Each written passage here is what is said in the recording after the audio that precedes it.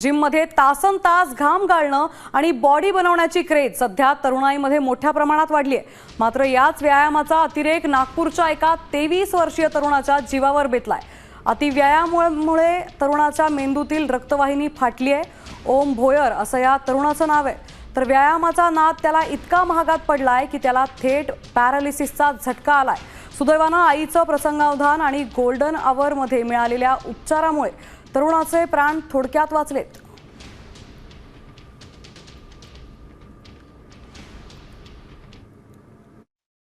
तो 2 दिवसाआधी जिम मध्ये गेला आणि त्यांनी स्ट्रेनर्स एक्सरसाइज केली। 2 दिवसानंतर त्याला हेडेक व्हायला लागलं आणि त्यांच्या 10 एप्रिलला तो सडन कोमामध्ये आमच्याकडे आला। एमआरआय मध्ये आम्हाला ब्रेन डॅमेज आढळले, त्याला इन्फार्क्ट म्हणतात आणि तुरंत आम्ही त्याला अँजिओग्राफीसाठी घेतलं कॅथ लॅबमध्ये।